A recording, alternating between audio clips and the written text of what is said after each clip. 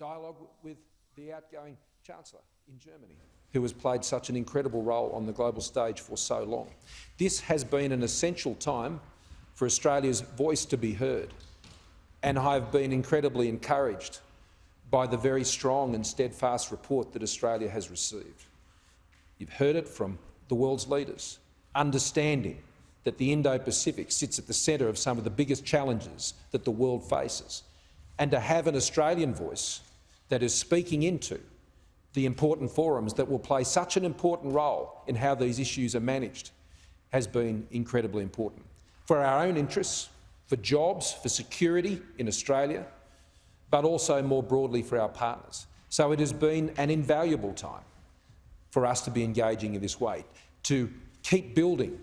those incredibly important relationships which ensure that Australia can be prosperous,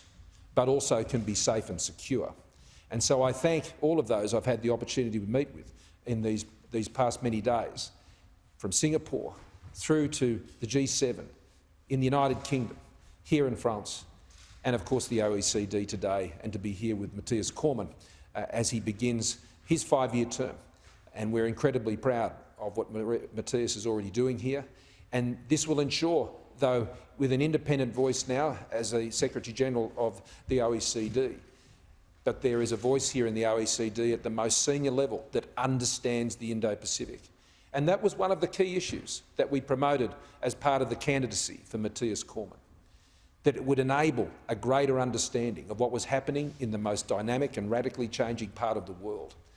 that would have such a big impact on the economies of the world and indeed the global economy. And we're seeing that played out even as we speak, as the world recovers from the COVID-19 pandemic and indeed continues to seek to move through that pandemic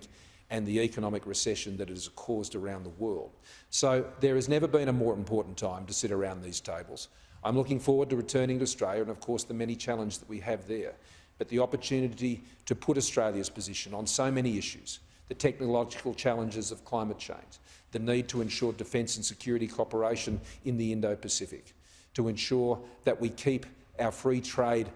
momentum around the world and that it is not stymied or slowed,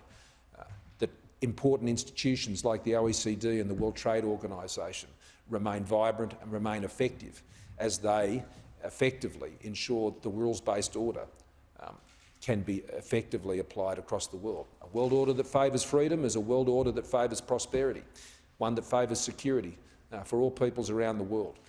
Australia is a keen advocate for that, and it's been a privilege to be able to make that case on Australia's behalf over the course of the past week.